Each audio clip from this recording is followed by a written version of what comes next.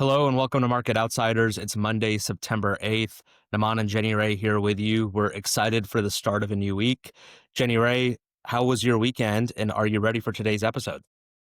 My weekend was a fiesta. We had some city friends up from Los Angeles out at the farm, and I introduced them at one place as one of our as some of our citiest of city friends. And then one of the little boys totally confirmed it. He asked for one thing all weekend, which was a bonfire.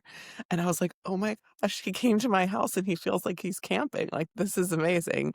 And so we had a bonfire, and while we were at the bonfire, I asked him what he liked about being out at the farm, and he said, "Kids are outside instead of inside." I don't know. It was just a beautiful thing for the weekend. So that little hint of fall weather was in the air. It was really great. And how about you? What did you get up to Uh, this weekend? my football was, excuse me, well, there you go. My weekend was a lot of football. My Yeah, football was weekend. yeah, yeah. My football was a weekend. My weekend was a football.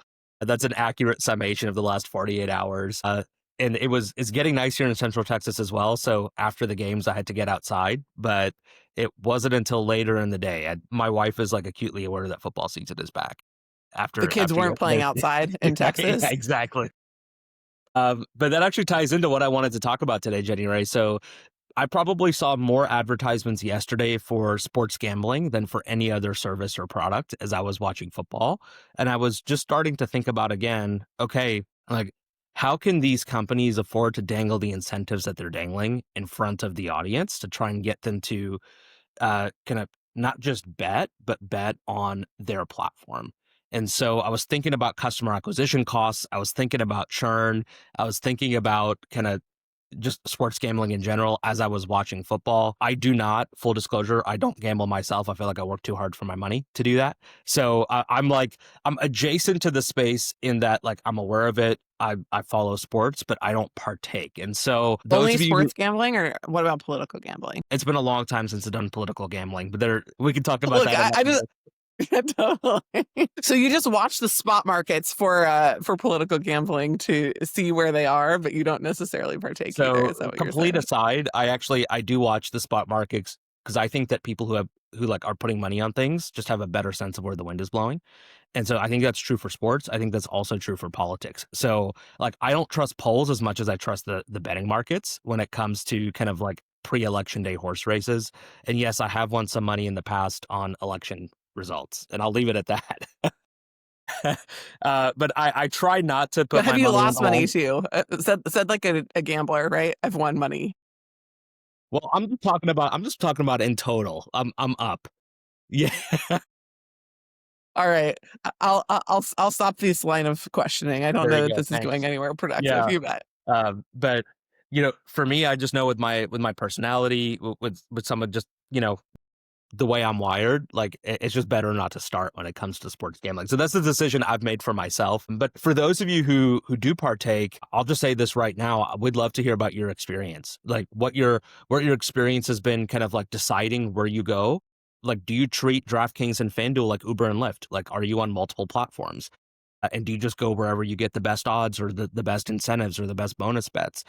Which platform makes it as frictionless as possible for you to add money or complete a bet? We'd love to hear your feedback after today's episode. We're going to talk about the business of sports gambling today, but for me, I can't speak to the user experience, and I'm guessing Jenny Ray, you can't either. Well, I can't speak to the user experience, but also, let me just out myself a little bit. I last week was in, an office lunch, and a couple of the guys were talking about their fantasy football strategy and their links. And I've got a friend who works for DraftKings, and I felt pretty confident laying into this conversation, being like, "Hey, like, did any of you guys use DraftKings as your platform?" And I got a really awkward look. And now I understand why, but I didn't until about 3 minutes ago, because I totally thought that DraftKings was a fantasy football, like, league facilitator. So, you know, we should probably do another episode on fantasy football, but, but anyhow, I was, like, number 1, way behind the times, clearly not watching enough football commercials.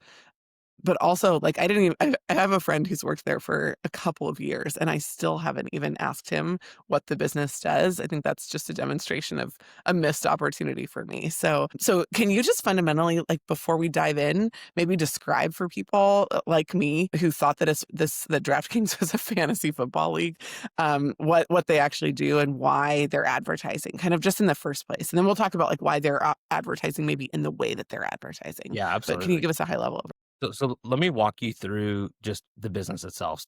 DraftKings, FanDuel, all of their competitors, they are vertically integrated businesses that really are online gambling and daily fantasy sports platforms. So daily fantasy is a thing, and I'll walk you through in a minute what that is.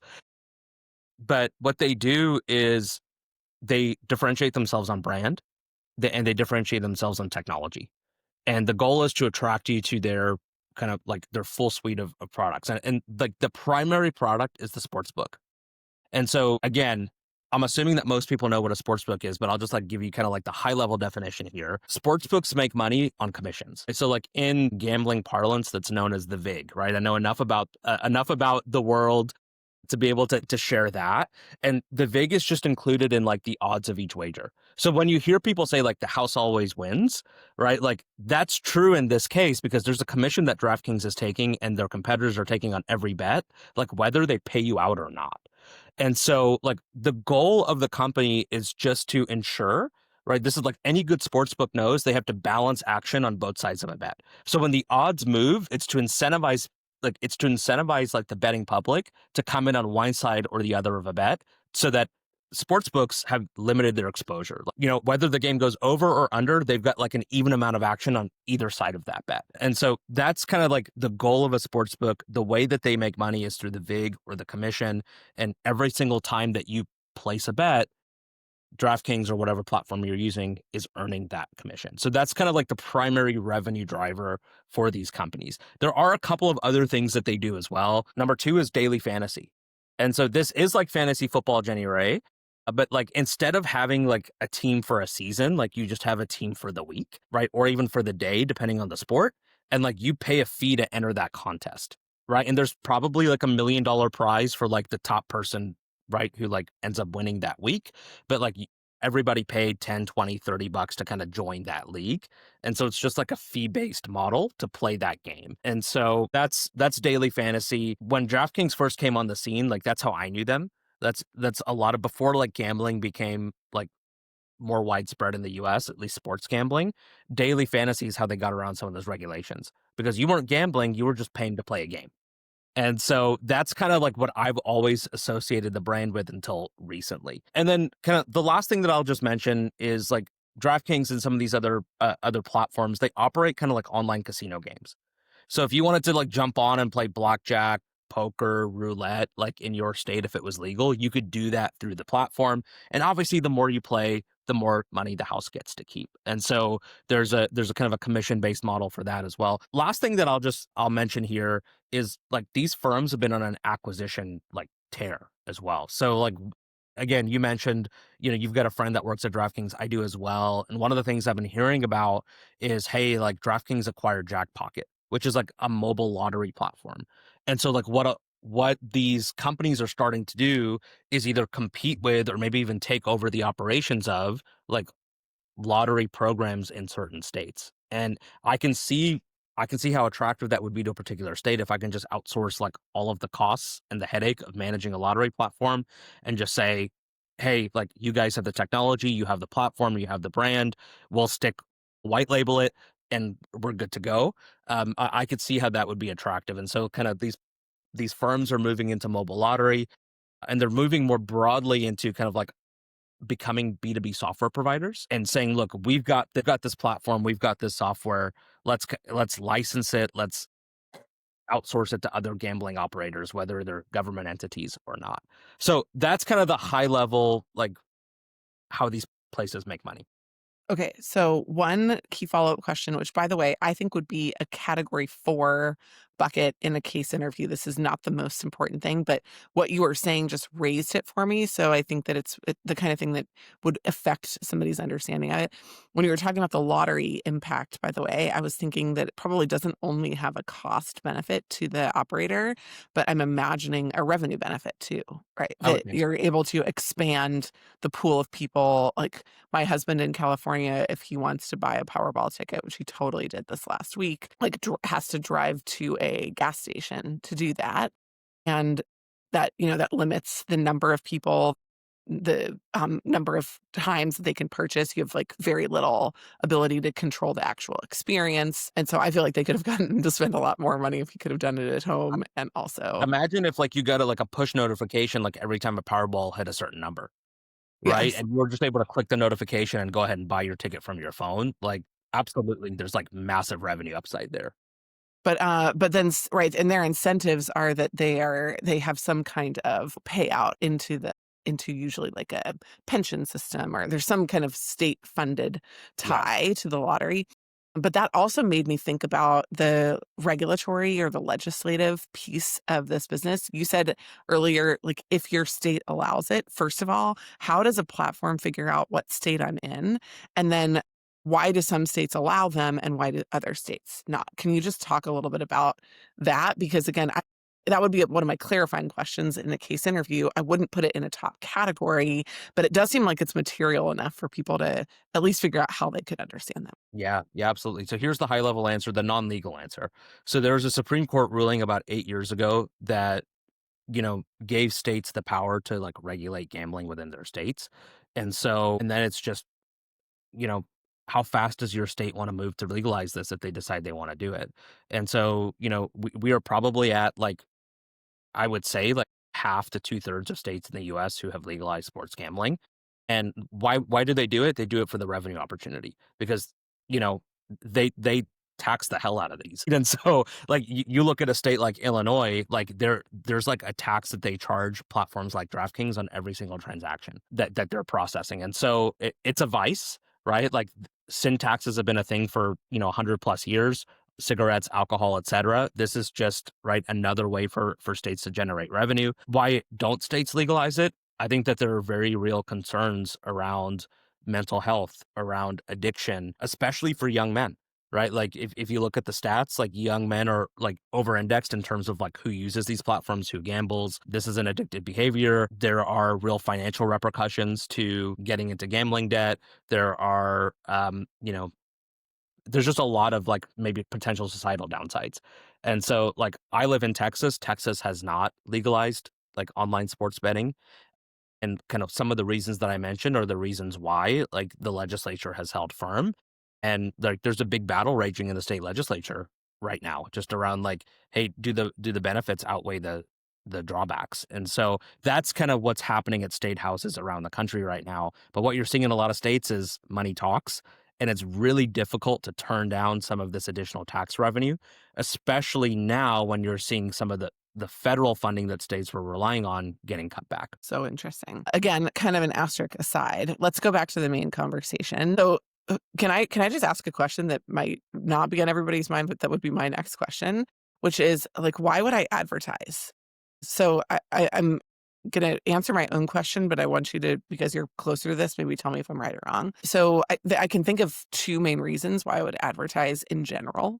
One is user acquisition, and the other is like user utilization, right? Bringing me back to top of mind to get me to remember that something else is happening. And I've never seen one of these ads. Maybe we can link to one or a couple of the most recent ones and people can answer their own question for that. But what do you think is the primary motivation? Is this new user adoption, or is this like, I already have a DraftKings account, but I haven't used it in a while? I should use it on this game Yeah. in particular, or like this new feature that's inside there. Yeah. Can you I just think tell that me a little bit?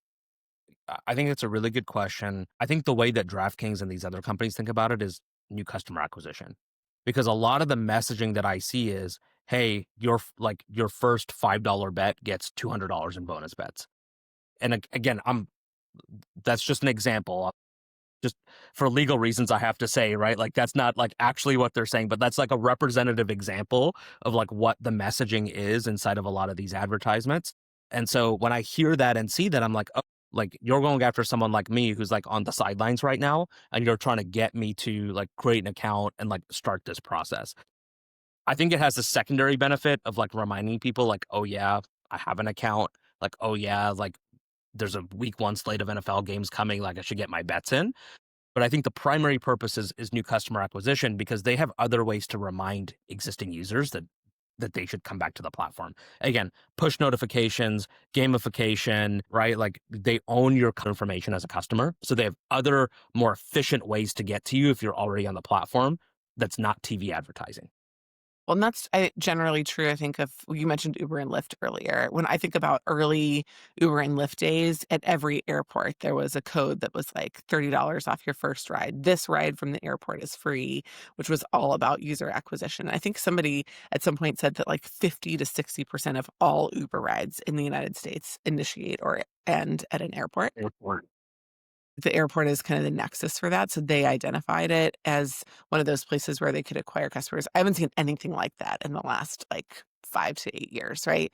But I do still see billboards that are like, now a woman can have a only can select only female drivers or, like, Uber Eats or other, like, portions of their platform that are, targeted at user acquisition, but that offer that you just mentioned makes sense for that. So, Naman, how can you just talk about how that would fundamentally work? Like, is that $200 that they're offering you pretend money, or is it real money that gets put into the pot? Is that a real cost for them? Is it a $200 cost if that example would be true? Because that seems like a pretty extravagant incentive, and something that would be about, eye-catching and interesting, but also that would be my first question. Is it like $200 of credits at Chuck E. Cheese where it's not real money?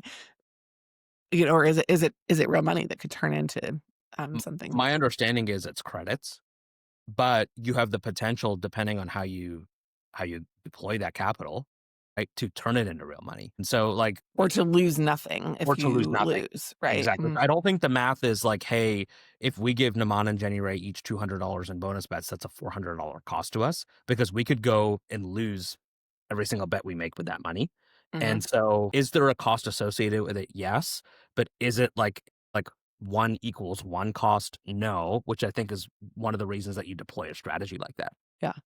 Well, the reason that I'm asking is, like, why not make it wildly why not even make it wilder if if that's the case? Because 'cause I'm imagining that there's some kind of fee base that they're taking out of that number. So, to me, I'm like, "Why not make it $1,000?" Right? Why not make it some other kind of extravagant number if it's not real money? Now, somebody's gonna have to get paid out on one side of that bet, so you're gonna have to book it in a different way, but I'm just thinking, like, if they're able to take a fee and the fee on that particular bet ends up being $1,000 that they're capturing from the pool, and it's just diluting the pool. I don't know.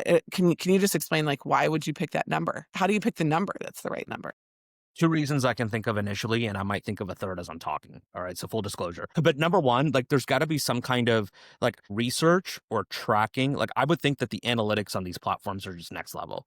And so like they know, okay, like once you have like bet this much money or made like a certain amount of bets, like you are over the tipping point and you are now an active user. And so I could see $200 or like the number of bets that are typically associated with a $200 amount being like at that tipping point. We're like, okay, if we can get you to engage for this much money or for this much time, like you're in. So that I think is like reason number one. Reason number two is just for competitive reasons. It just might be the best offer on the market, and like they know that they've got room to run and room to expand that. Like if FanDuel comes back and turns that into 300, right? And like we have additional capacity to offer more bonuses, but we don't have to right now. So why would we? Those are kind of the two reasons that I would think for picking the number that they chose. Interesting. So we could offer more, but we don't have to. I mean, I guess there could always just be some like a psychological aspect that's like if you offer somebody $1 million, they're like they recognize that it's too much, right? Too There's much. Yeah, there's some point that kind of dials in there. Noan, why do you think that user acquisition is their problem? And would you guess that there is that kind of Uber Lyft activity or there's loyalty on a platform? I'm curious what you would think before because what we're trying to do here, I think, is shape up a series of a couple of follow-up questions that we would want to ask to understand the business better. Are these platforms public? How would you find out more information, right? Tell us a little bit more about Yeah. what you would want to investigate for. Yeah. So I think the first thing that I'd want to, like, there's a couple of metrics I'd be looking at, right? Number one would be revenue per user. And really what I would want to start to do is segment my users. My hypothesis is that all of these platforms have like a small segment of power users that drive a majority of their margin. And so like I'd want to like identify like what are the thresholds that like delineate someone as a power user versus like the general public. And then how do I cater to that like premium segment? I'd be thinking about that number one. Number two, I'd be thinking about how do I convert more people from like the standard general betting public to my premium segment. And then number three, I'd be thinking about customer acquisition. And so, how do I increase adoption of my platform, not just the first time, but how do I incentivize repeat visits? Because I would think that the two biggest cost centers for these companies, like outside of just like technology and compliance, are just customer acquisition and then customer churn. And so, like, because like every customer is so profitable to me, because like this is a Like, fixed I cost mean, it's a fixed cost business. a Yeah, fixed cost exactly. You're gonna platform. go there. I'm Yeah. just trying to increase volume. Like I'm willing to spend quite a bit to like onboard a new customer to my platform and then trust that I have the conversion mechanisms and like the like anti-churn mechanisms on my platform to keep them engaged and keep them coming back. But I would think that my bigger hurdle is not getting someone to make their 12th bet, it's getting someone to make their first bet. And so like that's the behavior I have to incentivize over It's and a above dating what platform it's a problem. dating platform. Exactly. Same kind of concept. And you could be on multiple, but it's likely that you are a super user of one of them, right? And so again, you're trying to target a specific customer type. But you assume that the hardest thing to do is like make a profile and put your first. Exactly. And I would think that the odds across these platforms are fairly similar. Like I don't think you have a competitive advantage by like offering people like better odds, right? Like you're going to lose money if you do that. So like I think that really your differentiator is number one brand and number two experience, right? And I think for these platforms it comes down to technology. Like how seamless is it for me to be able to make a bet? Like do I like the way that like the information's laid out? Can I find the sports and the games and the player props that I like in an easy format? Like how easy is it for me to complete a transaction? Like can I like top up my account ahead of time, like almost like a digital Starbucks gift card so that I don't have to like go through this like debit card process every single time or credit card process every single time? Like how many buttons do I have to click to complete a bet? Like I think that they're thinking a lot about how to make this process as frictionless as possible because every single step that a user has to take to like complete a bet is another opportunity for them to say, no, never mind.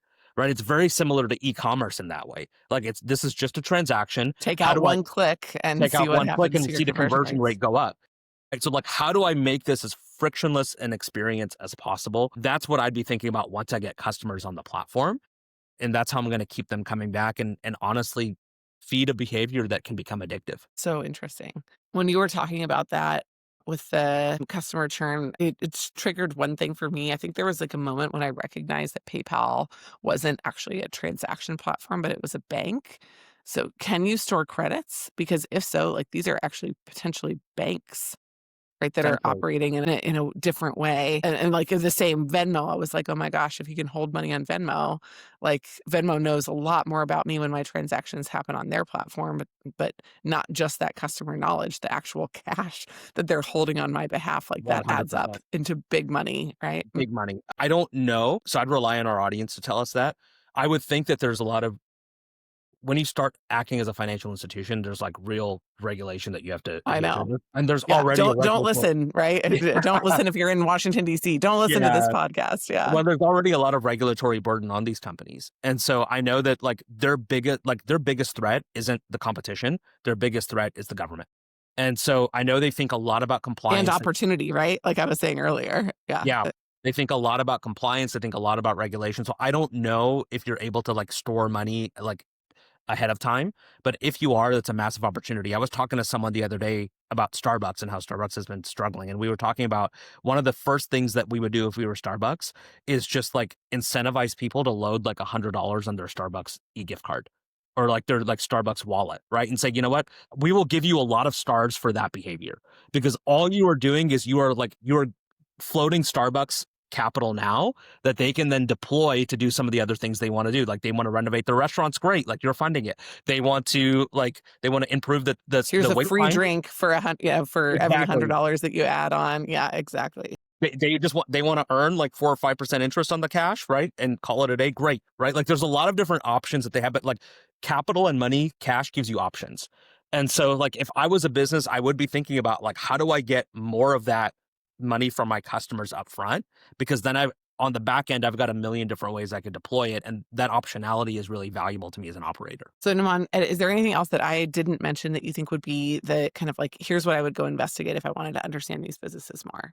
I think we came up with some really good ones so far. Yeah, I mean, honestly, the most fascinating part of these businesses to me isn't actually the B2C side. It's not the like, hey, let's get Namaan or Jenny Rae to come on here and gamble. It's the B2B services.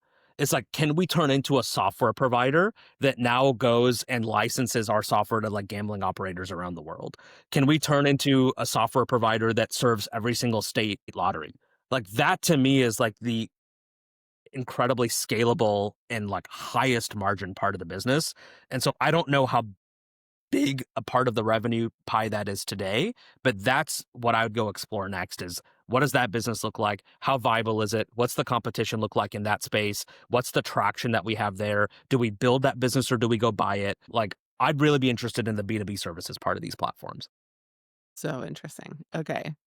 Awesome. Well, if you have never heard of these before, are not a big sports consumer, guess what? You still need to know about it in order to play in this world. And so this is a great opportunity for you to go figure it out. If you have recognized it in your sports category of your life, where you put it into my like Sunday afternoon behavior, this is another opportunity for you to begin to recognize overlap in different ways. So, Naman, thank you for bringing this to everybody's attention. I feel a little bit more savvy about the space now. I'd never thought about it for more than a minute. I clearly never thought about it for long enough to actually figure out what the businesses did. So I'm really excited that you kind of shared a little bit more about that with us today. But we would love to know, like Naman mentioned at the beginning of the episode, first of all, if you like Market Outsiders, as we travel and meet you and you tell us that you like it, we love to hear from you. So please don't just leave that to the in-person convos. Send us a message, subscribe to the channel, like and share this episode, but also send us your questions, send us the businesses, send us the advertisers that you're wondering about. As you're beginning to recognize and notice things, we'd love to push into those into a future conversation. So thank you so much for joining us today. And I don't know, go Cowboys. What's your, you gotta like finish off with some kind of like sporty thing, Naman. I'm a Bengals fan. So who day? I knew that, by the way, but I just had to, yeah, I was trying to make you more mad than you became. I'm really frustrated that it didn't work. Thanks everybody. We will see you later this week with another episode of Market Outsiders. Thanks, Jenny Rae.